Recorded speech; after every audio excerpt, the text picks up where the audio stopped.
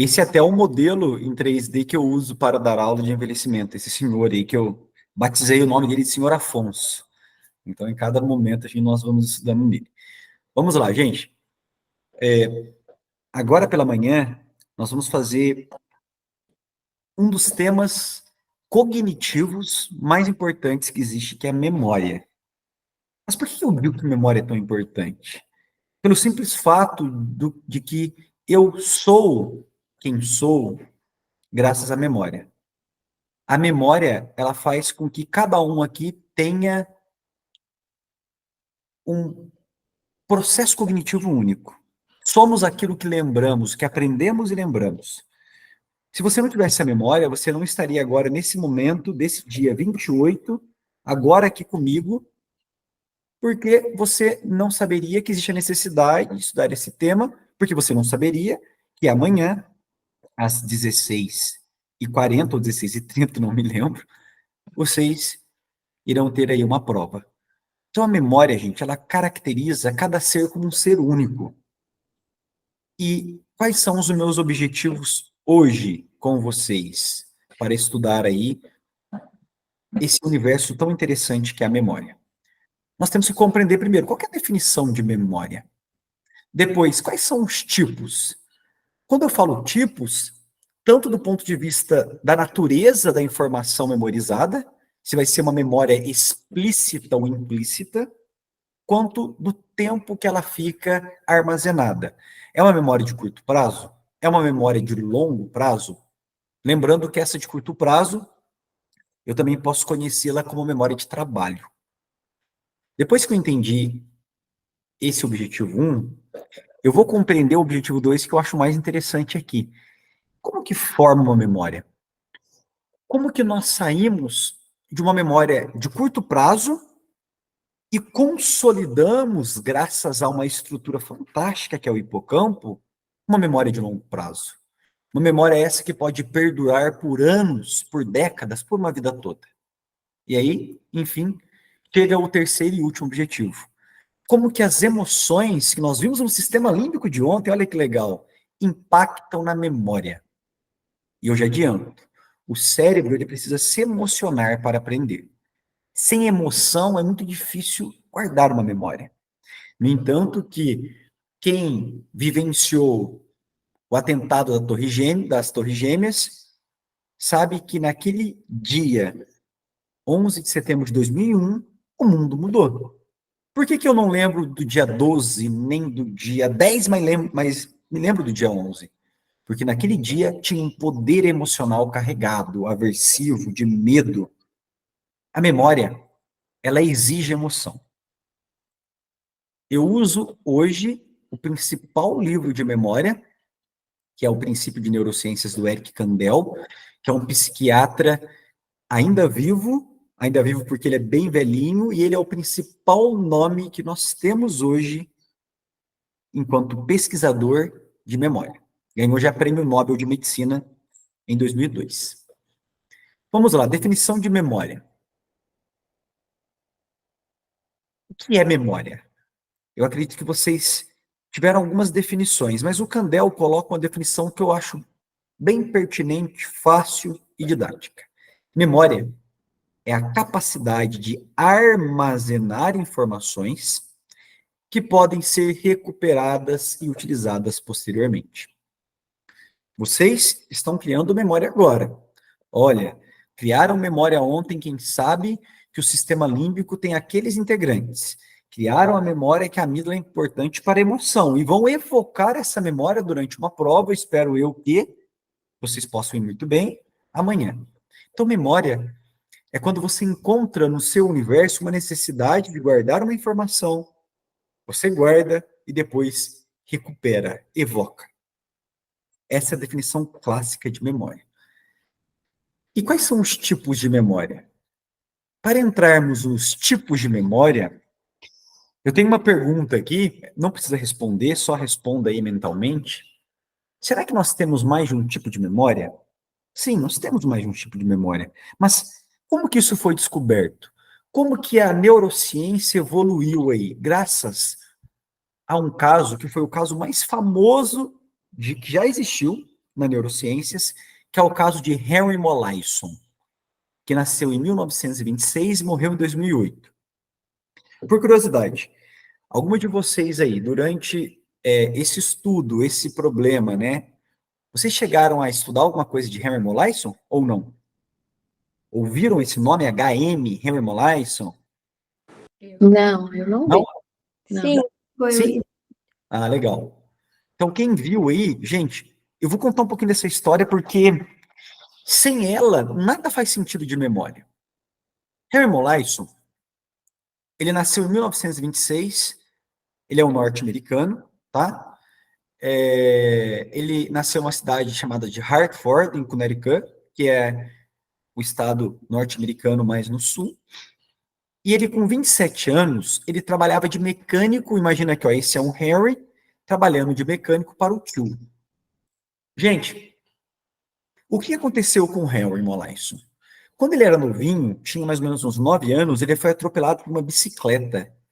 E aí ele bateu a cabeça, teve um politrauma, foi para o hospital, depois teve alta, mas após o acidente, ele começou a ter crises convulsivas. Ele tinha episódios de epilepsia.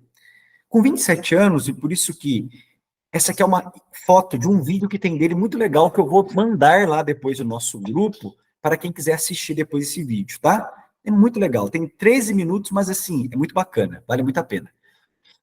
Harry Molaison, com 27 anos, ele começou a ter as crises convulsivas depois do acidente com a bicicleta, mas cada vez que os anos foram passando, mais as crises foram intensificando. Henry, com 27 anos, ele tinha mais de 7 crises por dia. Gente, a vida de Henry já não era mais compatível. Henry já não conseguia mais ter qualidade de vida, era muita crise convulsiva. E aí, olha só, eu falei 7, na verdade até mais.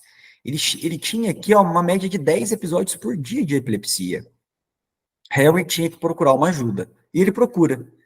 E ele vai no consultório do William Scoville, que era um dos principais nomes ele era um neurocirurgião na época muito famoso. E aí, William Scoville, ele descobre que as crises convulsivas que tinha Harry é porque quem causava era o hipocampo, aquela estrutura que nós vimos ontem em sistema límbico, né? Naquela época, gente, eles não tinham nem noção que o hipocampo era importante para a memória. Só sabiam que Harry tinha epilepsia porque o hipocampo estava aí alterado, disfuncional. Tá. O que o William resolve fazer? Ele resolve fazer a retirada dos dois hipocampos, né, dos dois lobos temporais de Henry. Só que ele nunca tinha feito isso antes. Ele nunca tinha retirado o hipocampo de alguém. E aí ele retira de Henry. Henry, no pós-cirúrgico, se recupera. E olha que milagre! Ele fica curado das epilepsias. Henry não tinha mais epilepsia. E aí? Pô, então foi maravilha. Ele tira o hipocampo, acaba a epilepsia. Bom, mas teve um efeito colateral. Henry, a partir daquele momento, não conseguia mais criar novas memórias. Ele se lembrava apenas das informações antes da cirurgia. Tudo que acontece pós-cirurgia é como se fosse a primeira vez na vida de Henry. E aí, William Scoville, preocupado, chama aqui Brenda Milner. A Brenda Milner, que é uma neuropsicóloga, Henry já morreu, William Scoville já morreu, Brenda Milner ainda está viva com 106 anos, só para vocês terem uma ideia. Brenda Milner, que é uma canadense, começa a acompanhar Henry desde então, até a morte dele.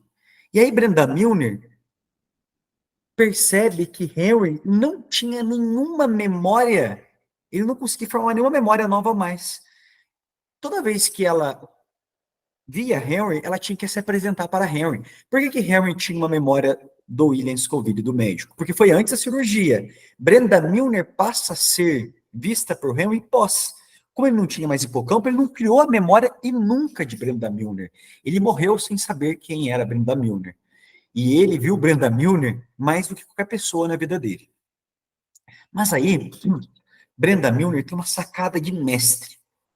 Ela percebe que Henry não conseguia se lembrar dela, de pessoas, de eventos.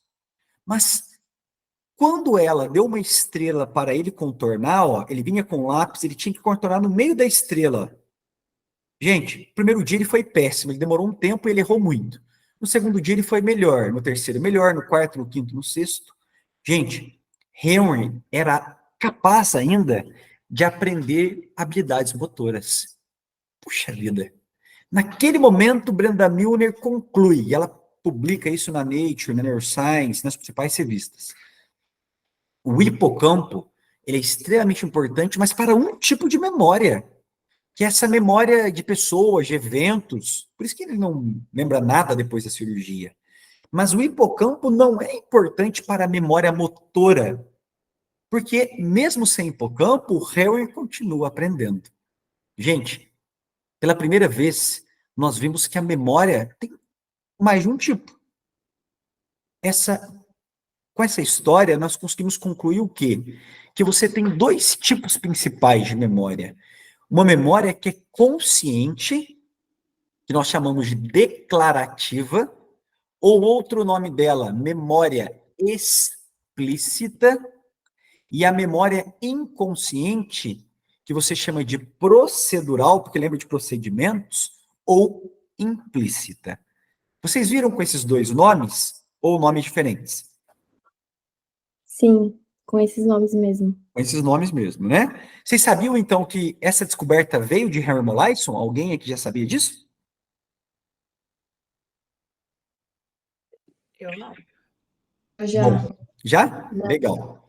E aí, gente, essa memória declarativa ou explícita, ela pode ser dividida ainda em duas: as episódicas e a semântica. O que seria a episódica? Seria a memória de pessoas e eventos. Por exemplo, o meu filho. Eu tenho uma memória do Murilo. É minha memória mais gostosa. É minha principal memória. O Murilo é uma memória episódica. É uma memória declarativa. Um evento. Eu tenho a memória do atentado das Torres Gêmeas, que aconteceu no dia 11 de setembro de 2001. É uma memória episódica de um evento. Vamos falar de memórias episódicas na vida de vocês. A pessoa, os seus filhos, sua mãe, seu pai, seu esposo, seu amigo, um evento, seu casamento, o dia que você recebeu aquela notícia tão gostosa que passou na medicina. Isso tudo, gente, é uma memória episódica, declarativa. E a memória semântica? É uma memória também que quando você evoca, por que chama declarativa? Porque quando você evoca, você declara ela verbalmente. Rodolfo, como chama o seu filho Murilo? Rodolfo, o que aconteceu nessa imagem, o atentado das Torres Gêmeas? Eu estou declarando. E a memória semântica? É uma memória de conceitos. Por exemplo, eu aprendi um dia que 2 vezes 1 é 2, 2 vezes 2 é 4, 2 vezes 3 é 6. Essa memória de conceitos. A memória dos meus conceitos fisiológicos é semântica. A memória dos meus conceitos geográficos, a minha matemática, enfim. É uma memória semântica. Gente, isso é muito importante, hein? Pode cair aí. Dúvidas no que é memória declarativa, que é consciente, eu declaro ela verbalmente, na divisão episódica e semântica? Não. Não? Tá. Mas eu tenho essa memória declarativa, então, né, episódica e semântica, Hammer perdeu. Então eu consigo concluir aqui, olha que legal, que quem forma memória declarativa é hipocampo. É hipocampo. Mas eu tenho uma outra memória que é a procedural. É a memória procedural ou implícita. É uma memória de habilidades motoras. Por exemplo, o pedalar de uma bicicleta. Rodolfo, se você estiver pedalando uma bicicleta, bate uma rajada de vento, o que você faz? Você consegue falar, olha, eu vou entortar o guidão tantos graus, eu vou pedalar com tanta força? Não, eu simplesmente equilibro e saio pedalando. Então, essa memória, gente, é uma memória que eu não tenho a consciência quando eu estou evocando ela, eu simplesmente faço isso automático. E essa memória, pelo que eu aprendi com o Henry Molaison, ela não é dependente do hipocampo. Por curiosidade, a declarativa que informa, consolida o hipocampo. E quem consolida as nossas memórias procedurais? Quem sabe? Era a memória motora. Pode ser a motora suplementar, núcleo de base. Isso!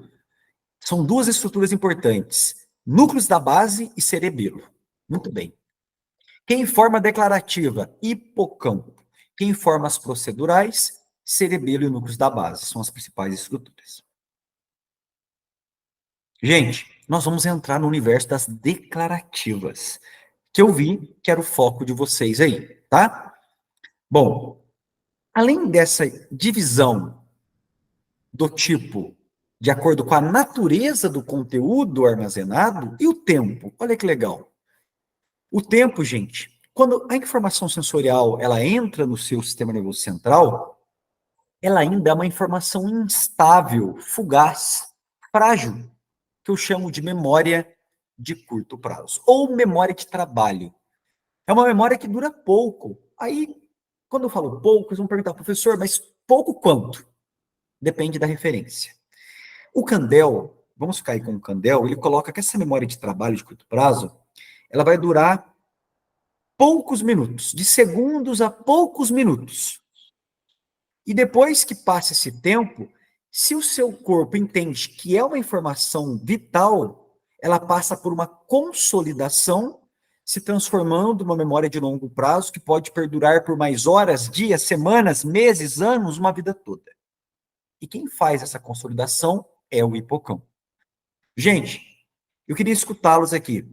Vocês viram nessa divisão de tempos mais ou menos isso que eu trouxe ou alguém viu coisa diferente? Mais ou menos isso mesmo. Tá. Dessa forma também. Ah, que bom. Eu pergunto porque se viram diferente, eu tento adaptar a minha explicação para casar com o que vocês estão vendo para que a probabilidade da prova, se cair, vocês acertem mais, tá? Beleza. Bom, só uma observação legal aqui. Quando nós fazemos esse tipo de aula, que eu sempre dou a aula antes do fechamento, quando chega na véspera da prova, eu faço a revisão geral. Por que que é legal? Imagina se essa aula tivesse acontecido antes do fechamento. O Rodolfo deu uma explicação que ele usou um livro X para falar do tipo de memória, mas os nossos professores tutores, eles defenderam outro livro. Nossa, Rodolfo, e agora? Não se preocupa. Tudo aquilo que eu falei, que eles colocaram de um outro jeito ou eu não falei, nós compilamos tudo e fazemos uma revisão final antes da prova, que aí eu consigo fazer um fechamento muito mais preciso, tá? Mas, na verdade, o fechamento dessa aula vai ser amanhã. Ah, é? Lembra que eu te falei até que eu vou ser relatora? É verdade. Nossa, perdão, gente. Que legal. Então, o fechamento vai ser amanhã?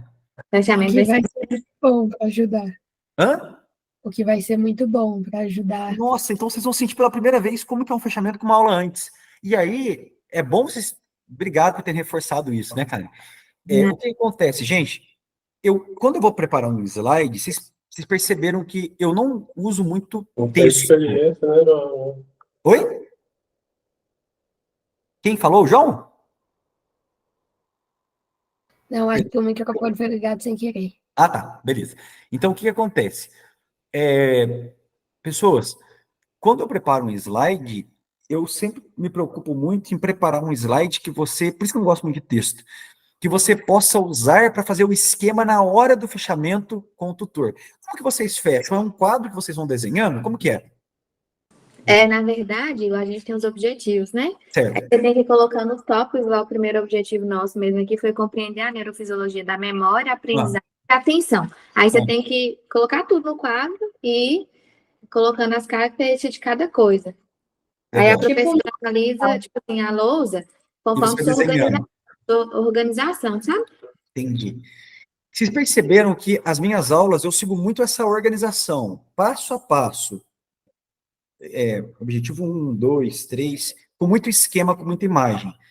Então, tentem amanhã, é claro, se teve algo mais específico aí, você use também, mas tente fazer, por exemplo, essa construção de tempo.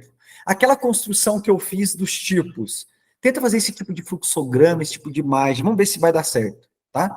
Porque Com a aula também, você já consegue até não só entender o assunto, já ter ele mastigado do livro, mas como explorar ele amanhã para ensinar os outros colegas que não participaram, para discutir com o professor, tá? Vamos ver se vai dar certo. Vamos lá.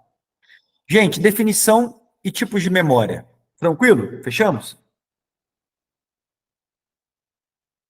Sim? Tranquilo. Beleza, ótimo. Processo de formação. Olha que legal. Quando eu vou trabalhar com o processo de formação, a primeira coisa que eu tenho que ter em mente é a seguinte: a memória, quando a informação lá entra na sua mente, gente, ela vai sendo processada ali, ainda numa memória de curto prazo, uma memória de trabalho.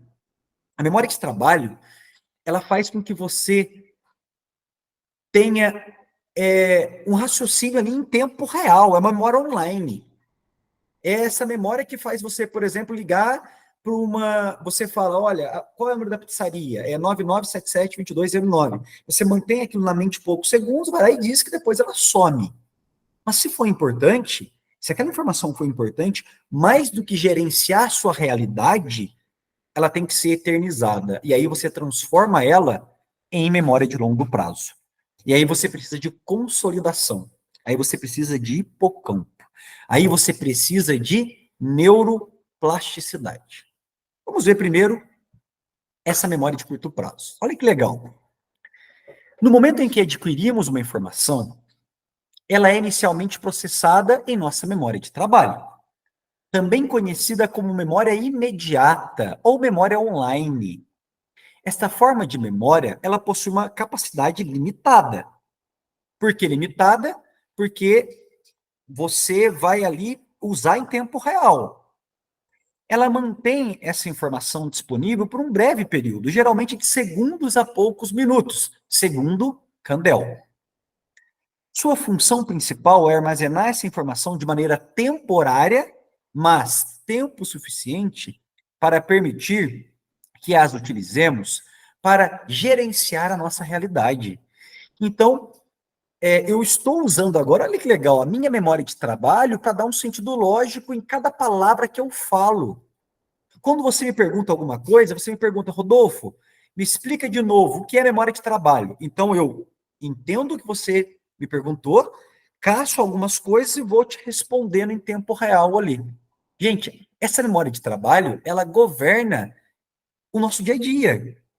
Ela governa os nossos pensamentos. Ela governa o nosso poder cognitivo. Vou dar um exemplo. Olha que legal. Vamos imaginar que esse é o Rodolfo. E esse é o encéfalo do Rodolfo, o tronco encefálico, cerebelo, cérebro. E vamos imaginar que essa região aqui, na frente, ó, então eu tenho alguns lobos. Esse é o lobo frontal, esse é o parietal, esse é o occipital e esse é o temporal. Gente, a área principal da memória de trabalho é o lobo frontal. É no lobo frontal que eu vou gerenciar, guardem isso, a memória de trabalho. Ele é que é o executivo central da memória de trabalho. Muito bem. Vamos imaginar o seguinte, seus neurônios aqui, ó, eu ponho 3 neurônios, né, só para vocês terem uma ideia. E qual é a informação que vai entrar na mente do Rodolfo para que ele possa processar ela de maneira online ali, rápida? O número de uma pizzaria. Imagina que eu pego, entro no Google, tô com uma fome, agora na hora do almoço, ou na hora do jantar, a pizza comida parece melhor no jantar, né? Apesar que qualquer horário é hora de pizza. E aí eu vejo, Pizzaria Oriente. Qual é o telefone? 3622-309. E aí eu pego meu celular, 3622 309. Qual que é mesmo? Aí eu vou lá e olho, 3622-309. 3622-309.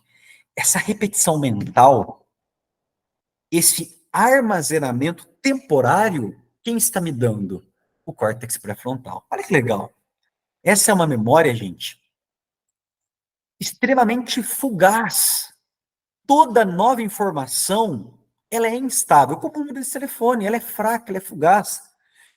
Imagina só, eu nunca tinha visto antes a Sara. A Sara me fala, ó, meu nome é Sara. Eu nunca tinha visto antes a Maria, meu nome é Maria. Eu nunca tinha visto antes a Milene, meu nome é Milene. A Lorena, gente, toda informação nossa ela é instável. Quando ela entra na sua mente, ela é governada pelo seu córtex pré-frontal, na sua memória de trabalho, mas se você não ficar repetindo essa informação, ou melhor, se essa informação não for importante para sua vida, após alguns minutinhos, ela, ó, como uma fumaça desaparece. Olha a animação de novo. Como uma fumaça desaparece. E que bom que desaparece. Se eu tivesse a capacidade de memorizar tudo aquilo que entrou na minha memória de trabalho um dia, e eu chamo isso do ponto de vista clínico de hipermnésia, gente, eu ficaria tão devotado, meu cérebro ficaria tão devotado, tão preocupado em aprender algo novo, que não daria espaço para ele ter um convívio social, ter emoção, ter outras atividades emocionais e cognitivas. Isso acontece. Essa hipermnésia, se você imaginar, nossa, deve ser bom ter essa hipermnésia. Muito pelo contrário. Alguns autistas, principalmente aqueles autistas que têm a síndrome de Savant, além do autismo, têm a síndrome de Savant, têm uma habilidade de memorizar algumas coisas, letra de música, imagem, cálculo matemático, palavras, que é 1000 vezes melhor do que a nossa. Só que na natureza nada se cria, nada se perde, tudo se transforma. Se eu faço esse encéfalo ser um grande criador de memórias, eu tiro espaço para que ele possa ter convívio social, para que ele possa ter emoção. Então, os savants, por mais que tenham hipermnésias, não conseguem conviver em sociedade.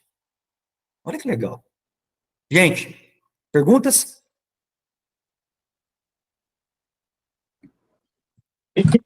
Qual que é o nome da síndrome que você disse aí, Rodolfo? Síndrome de Savant, escreve Savant, S-A, perdão, S-A-V-A-N-T. É muito comum o Savant ser autista, né? Eles falam que de cada 10 autistas, um tem a síndrome de Savant. Isso que você falou, a gente tem como exemplo o Albert Einstein, né? Que ele é super inteligente e para outras coisas ele é super imbecil. Muito bom, nossa. Olha, você sabe como que chama o Savant? O gênio imbecil. Por quê? Gente, eu vou mandar depois, ó, vou anotar aqui, porque isso eu sempre comento com os meus alunos, e eu comecei a fazer isso com vocês. Só tem um jeito de a gente aprender fisiologia, se você vê a clínica por trás. Então, eu vou mandar para vocês depois no nosso grupo, eu estou até anotando aqui no papelzinho, o vídeo do Henry Molaison, que é muito clínico, e vou mandar um documentário de um rapaz londrino que tem a capacidade, é um savant que ele consegue, se ele vê uma imagem, ele coloca todos os detalhes da imagem. Nem se eu ficasse assim, desenhando por um mês olhando a imagem, eu conseguiria o que ele consegue fazer em 5 minutos. Mas ele não consegue ter nenhum poder emocional, cognitivo, social. Eu vou mandar, então, um vídeo de savant. Vou mandar os dois. Isso mesmo. Mais alguma pergunta?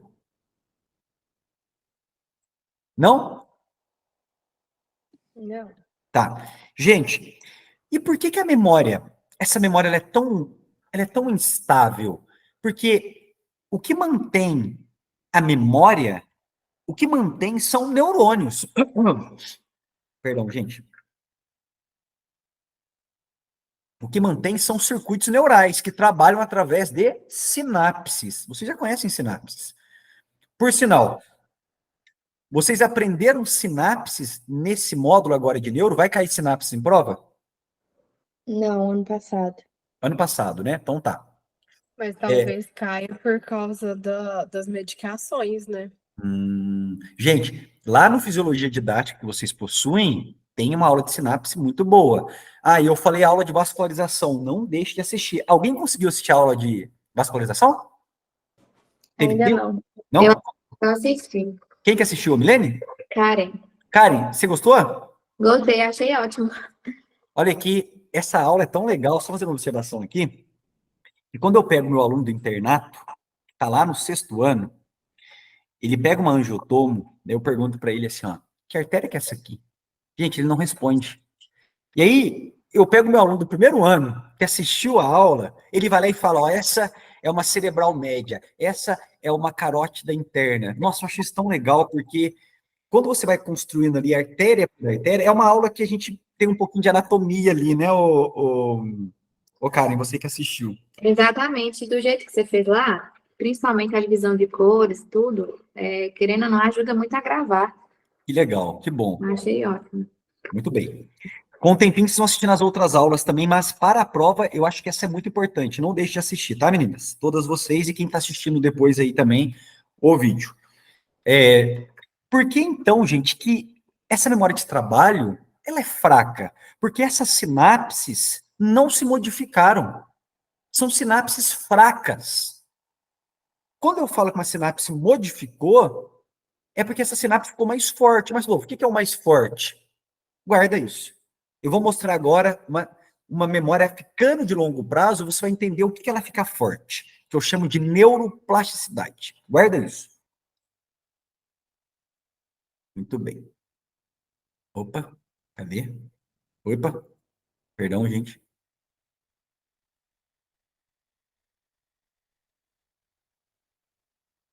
Bom, então, memória de curto prazo, memória de trabalho nós fizemos. Vamos agora entender a de longo prazo. Aquele número de telefone da pizzaria, eu esqueci. Eu esqueci porque é uma informação trivial, uma informação que não é importante na minha vida. Mas vamos imaginar que acontece o seguinte evento. Eu volto no tempo e quando eu estava discando aquele número, eu, Rodolfo do futuro, coloco uma arma na minha cabeça e falo, Rodolfo do passado, se você, ou do presente, né? Se você não memorizar esse número da pizzaria, você vai morrer daqui a 2 anos. Opa! Esse número se tornou algo mais importante na minha vida. E eu ia ficar 3622-309. 3622-309. Gente, eu ia memorizar ele. Então, quando uma informação que está sendo processada na sua memória de curto prazo, ela é considerada importante, entra em ação o seu lobo temporal. Entra em ação, na verdade, uma estrutura que fica nas profundezas do seu lobo temporal, chamada de hipocampo. Gente, secando ou retirando o hipocampo aqui, ó. Hipo significa cavalo, campus marinho. Gente, hipocampo significa cavalo marinho. Não parece um cavalo marinho? Olha, esse é um hipocampo aqui real, dissecado. Isso aqui é um modelo em 3D que eu tenho. Esse aqui é um hipocampo real de um encéfalo humano. Rodolfo, não parece um cavalo marinho, não. Ah, é? Vou virar ele então agora. Gente, olha só a cabeça, o corpinho e a cauda. Quem dissecou um dia e viu essa estrutura, batizou o nome de cavalo marinho, que significa hipocampus. Nós temos 2, um de cada lado, tá? E esse hipocampo, ele possui a incrível habilidade de criar memória. Por que ele cria memória? Porque ele é um excelente repetidor. Gente, ele vai lá, vai se conectar, por exemplo, àquele circuito que está querendo aprender o número de telefone, e ele vai lá, ó, e fica repetindo, 3622-309. Repete, repete, repete, repete, repete, repete, repete, repete, repete. E aí, aquele circuito que vai sendo muito utilizado, tudo que você usa demais, modifica. Se eu vou na academia, malho meu bíceps, ele aumenta. E meu encéfalo? Ele aumenta. É tão microscópico que você não vê, mas ele tem um poder de crescer muito mais do que o seu músculo. Então, gente, eu posso causar uma melhora desses meus circuitos se o hipocampo ficar repetindo aquela informação. E aí, o que vai acontecer? Aquela memória, olha a animação aqui legal, ela começa a se transformar numa memória de longo prazo. Como que isso acontece? Eu vou dar um zoom aqui nesse circuito, vou dar um zoom nele, ó, vou aumentar um pouquinho aqui. Gente, o que eu tenho nesse circuito? 3 neurônios aqui, aí eu pego 2 neurônios, ó, eu aumento um pouquinho eles aqui, ó. Não sei se estão vendo. Vou aumentar aqui, ó. Eu dei um zoom aqui. Então, eu tenho aqui o neurônio pré-sináptico, fenda sináptica, neurônio pós-sináptico, No pré, eu tenho vesículas contendo neurotransmissores. No pós, eu tenho receptores. Vocês já viram isso, né? O que o hipocampo faz? Tudo que está em cinza aqui, vamos imaginar que é um circuito que está fraquinho. Quando o hipocampo começa a repetir demais, você começa a modificar, olha que bonito, esse circuito. O neurônio pré começa a ganhar mais vesículas, mais neurotransmissores.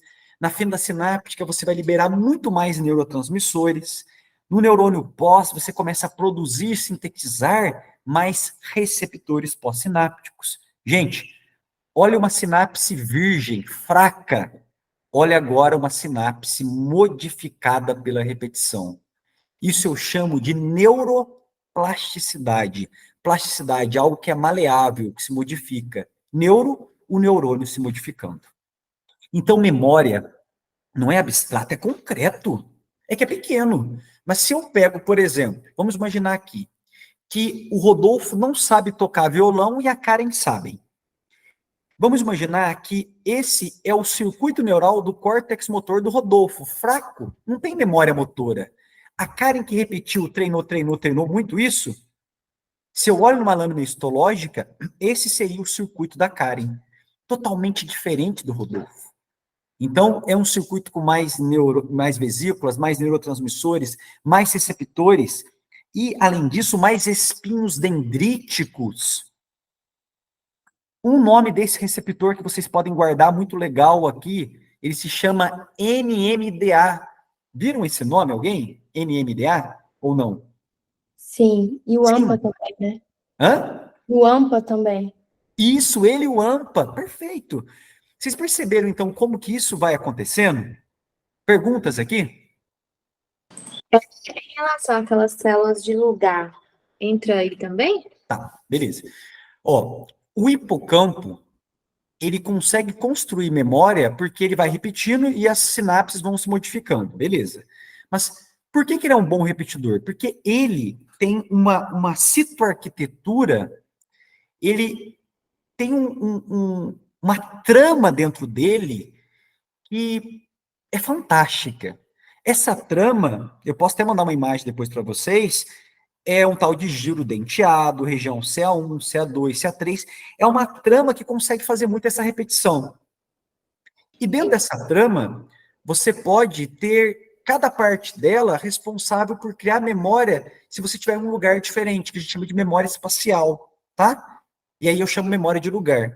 Mas é algo muito específico, eu não sei se eles vão cobrar isso amanhã, tá? Ô, Rodrigo, Ah, eu só tô uma dúvida com uma coisa. Por exemplo, o córtex entorrinal, né, chama, tá.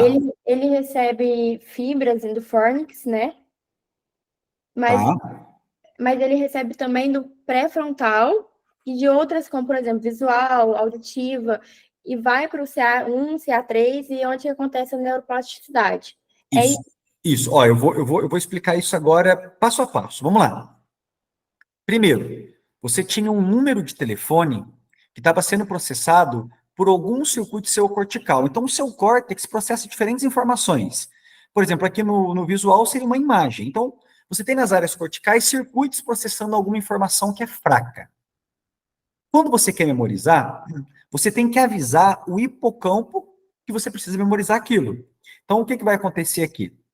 Vamos imaginar que eu tenho aquele número de telefone que eu preciso memorizar, e aí, esse circuito, ele vai pedir uma ajuda, ó, então tem uma setinha aqui que está conectando o córtex pré-frontal com o hipocampo, que vai falar, hipocampo, me ajuda.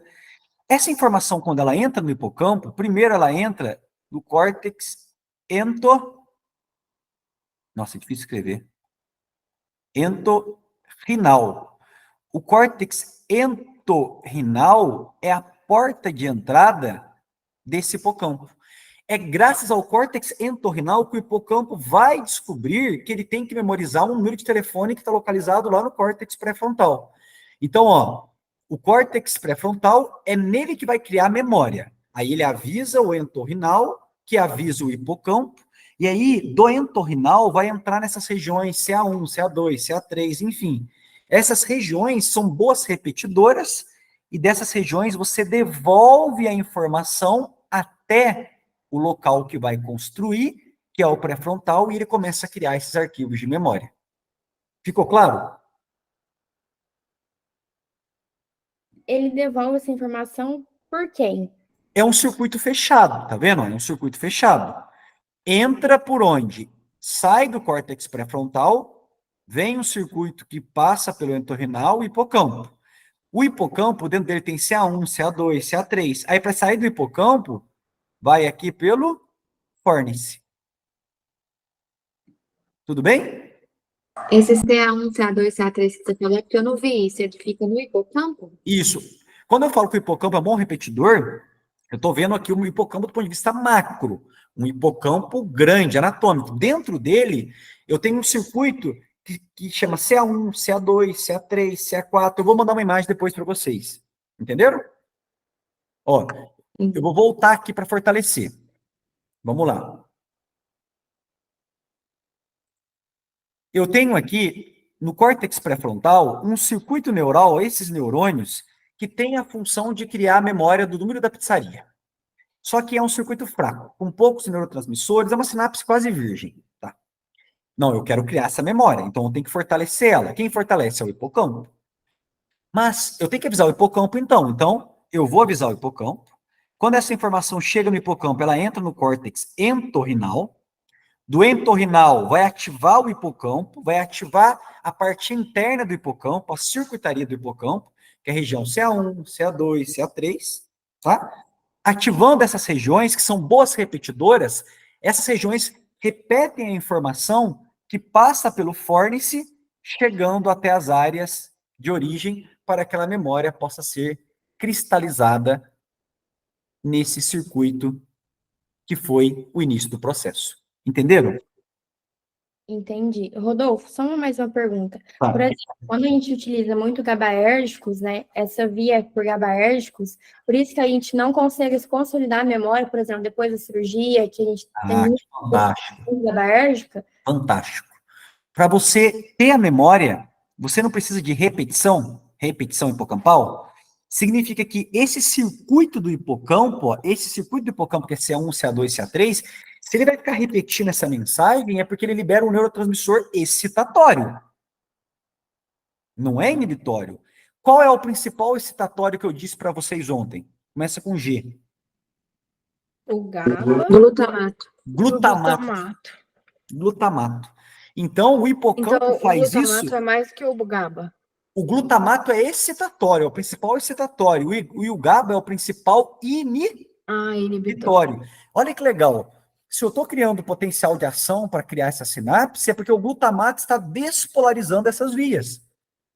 Se o meu paciente está tomando GABAérgico, ele está hiperpolarizando e está fazendo o inverso. E aí não vai criar nenhuma memória. Olha, vou colocar isso na clínica. Olha que legal. Gente, o seu paciente tem aí uma ansiedade. Se ele tem uma ansiedade, você quer desligar um pouco o encéfalo dele. Aí você dá um medicamento para ele GABAérgico. Se você dá um GABAérgico para ele, ele vai ter mais hiperpolarização do que despolarização. Ele vai silenciar essas sinapses. Tá bom. Da ansiedade ele vai melhorar, mas ele vai ter um efeito colateral. Se você hiperpolarizar, o hipocampo precisa de despolarização para criar memória. Se você está hiperpolarizando, o efeito colateral desse paciente ele melhora um pouco da ansiedade, mas ele tem amnésia. Fez sentido, gente? Total. Uhum. Muito bom. Olha, Ou seja, Deus que me livre de tomar um ansiolítico, então. mas assim, gente, olha como que você tem que pensar. Quem não tem cão, caça com gato. Às vezes, a ansiedade está tão forte que é melhor correr o risco de ter um efeito colateral e perder um pouco de memória do que vivenciá-la. Tá? Então, é custo-benefício. Gente, perfeito. Olha, eu estou gostando muito de como que vocês estão conseguindo ter raciocínios clínicos, estão conseguindo pegar isso que é complexo e jogar em algo que faça sentido. Muito bom, viu? Muito bom mesmo. Usem isso amanhã. Usem isso amanhã na devolutiva. Não fiquem apenas na fisiologia, tá? Gente, então, eu não sei se vocês estão escutando a vozinha, é meu filho chegando em casa, tá? O hipocampo, ele é o grande repetidor. Esse processo de criar memória eu chamo de consolidação. Por quê? Ele consolida uma memória que era fraca e uma memória de longo prazo. E aí, olha que legal. Eu vou ter um momento aqui que não é momento na clínica, eu vou trazer um momento ciência aqui, tá? Eu gosto muito também de trazer esses momentos pesquisa. Se o hipocampo é um repetidor, se o hipocampo é meu criador de memória, será que eu posso deixar meu hipocampo mais forte? Porque se eu puder deixar ele mais forte, eu vou querer. Porque eu vou ser uma pessoa que cria melhores memórias. Olha que legal. Os taxistas londrinos e os seus super hipocampos. Gente, quem aqui já teve a oportunidade, a felicidade de visitar Londres, deve ter reparado que os taxistas de Londres, a maioria são adultos ou idosos. Eu tive essa oportunidade há 4 anos atrás, até conversei com a minha esposa e falei assim, Yara, você reparou como que quase todo taxista aqui é idoso, é velho? Mas por que será? E tem um motivo. Por quê? Porque para passar na prova, para ser taxista em Londres, é muito difícil. Você fica anos e anos estudando. Eles têm que saber de cabeça, não tem GPS ali, e tem que saber de cabeça como que chega em cada uma das ruas. Então, ele ganha muito bem, o taxista londrino, ele ganha muito bem, mas é muito difícil passar. E aí, uma pesquisadora da Universidade de Londres pensou assim, olha, eu tenho, nesse taxista londrino, uma pessoa que vai estudar muito. Será que aquele que passou na prova, será que aquele que ficou muito tempo, né, usando tanta memória dele dirigindo, será que tem um hipocampo melhor?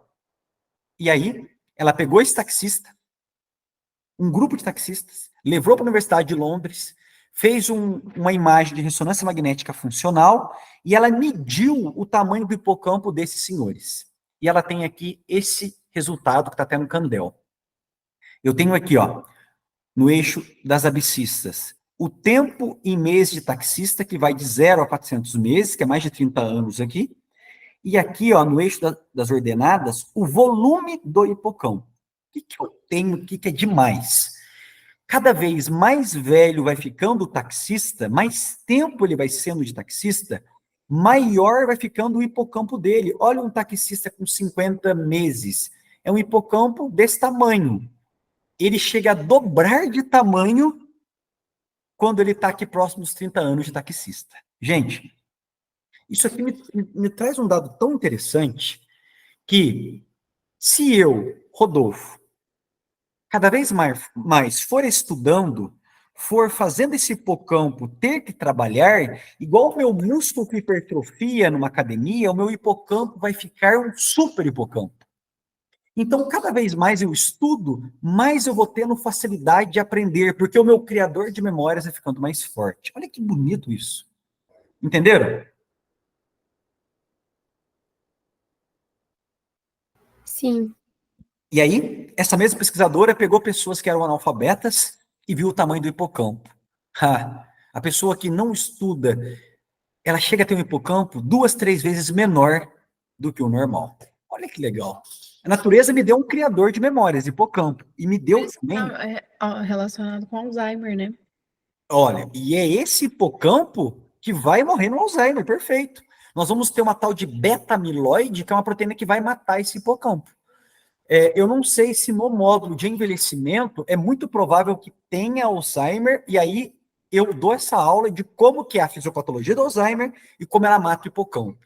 Mas se você viu comigo essa aula da fisiologia do hipocampo para construir memória, gente, você entende perfeitamente a doença, o Alzheimer. Sempre pensa assim, eu tenho que saber fisiologia, porque a fisiologia é minha ferramenta para entrar no universo clínico. Se eu tenho fisiologia, eu entendo a patologia, eu entendo a farmacologia, tá? Muito bem. Gente, Rodolfo, sim? onde que vai ficar armazenada a memória, igual você explicou? Ótimo. Essa pergunta é maravilhosa, viu? Muito boa. Vamos lá. Deixa eu pegar aqui. Deixa eu pegar um slide.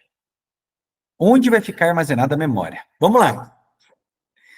Onde vai ficar armazenada a memória? Que pergunta boa. Henry Molaison faz de conta que é esse esse modelo aqui. Hermolyson perdeu o hipocampo, William Scoville tirou o hipocampo dele. Então eu pergunto para vocês, o hipocampo, ele forma memória. Por isso que o Hermolyson não conseguia construir mais nada após a cirurgia. Mas ele se lembrava de William Scoville, que era uma memória antiga.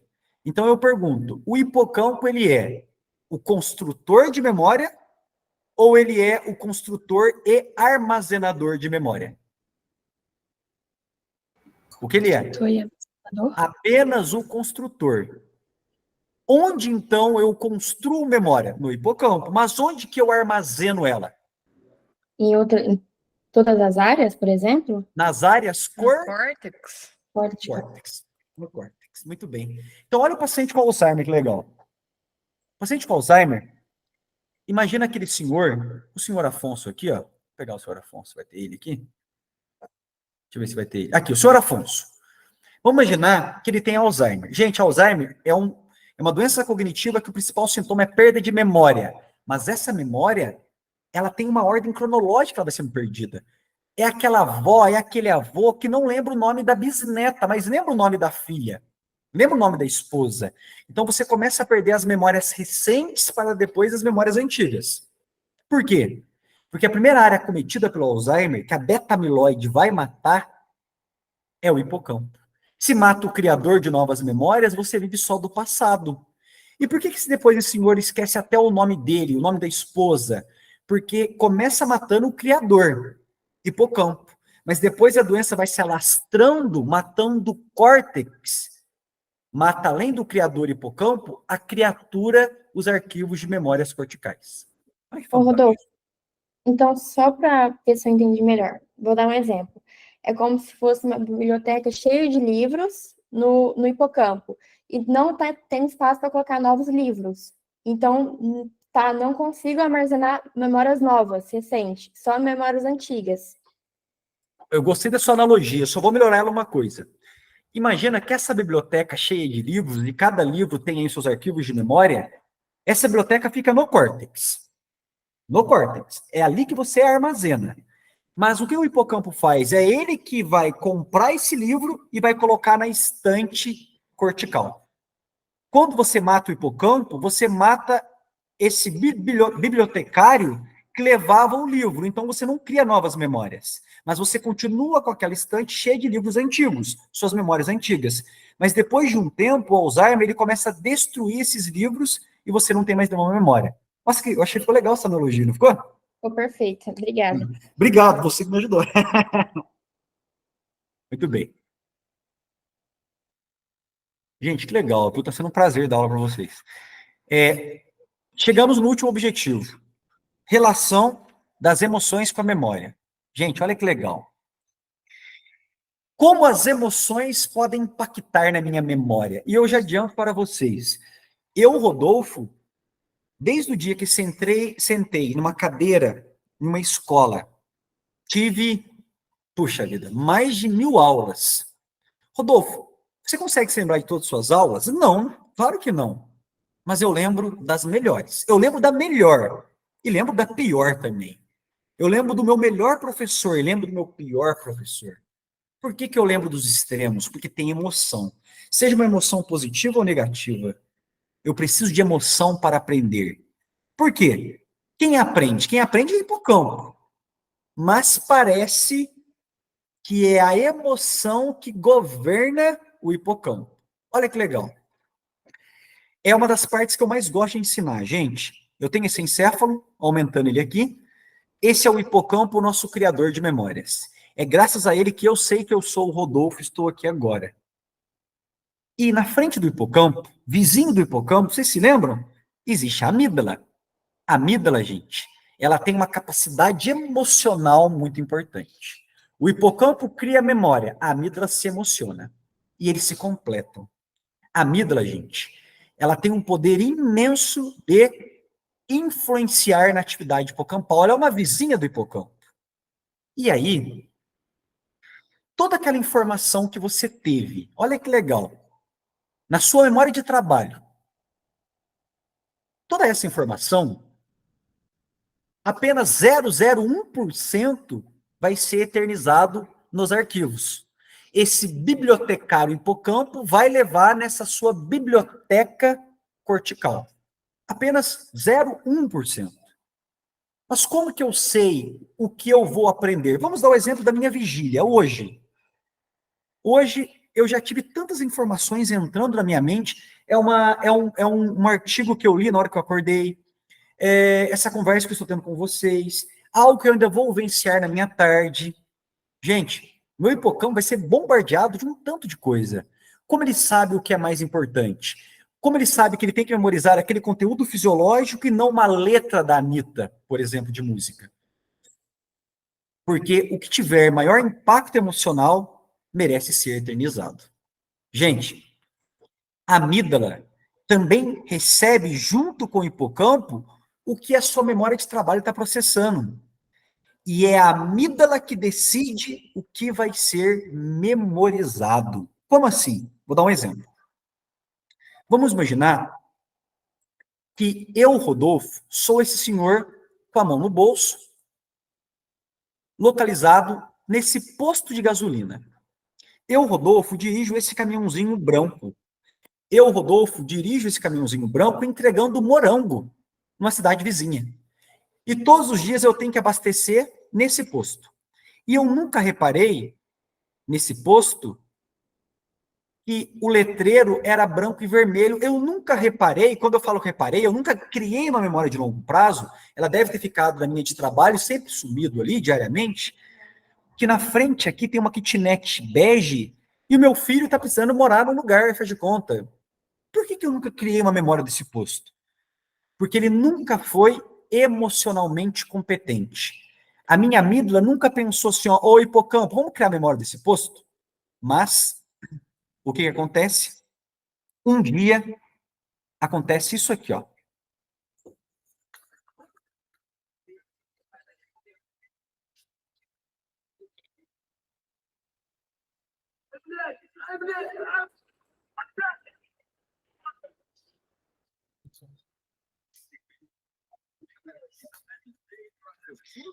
Gente, imagina a minha amígdala como que ficou nesse momento. A minha amígdala bombou nesse momento.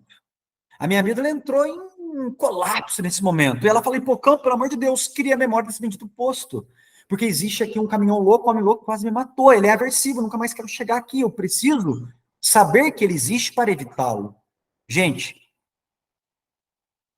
o cérebro precisa se emocionar para aprender. Tudo que é bom, você cria memória. Tudo que é ruim, você cria memória. Você não se lembra de todos os seus natais, mas você lembra com certeza daquele que você ganhou o melhor presente. Você não se lembra de todas as brincadeiras de infância, mas você se lembra das melhores. Você não se lembra de todos os seus amigos de infância, mas os piores e melhores você se lembra. Você não se lembra dos melhores pratos que a sua avó fazia.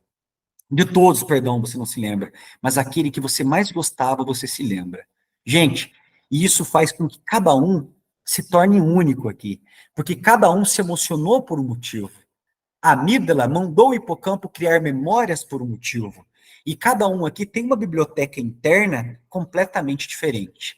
Por mais que o cérebro ele é muito parecido por fora na carcaça, cada um tem arquivos únicos, que o caracteriza como um ser único nesse universo com tantos seres. Meus queridos, estamos chegando no fim e eu queria deixar uma visão geral aqui, ó. Esse é o encéfalo humano. E dentro dele tem um criador de memórias chamado hipocampo. E como que pode o hipocampo ser tão importante? Como que pode, às vezes, uma informação que dura milésimos de segundo ser eternizada por toda uma vida? É a morte de um ente querido, é o dia que você descobriu que passou na medicina, ou mesmo um primeiro beijo. Isso tudo graças ao nosso criador de memórias.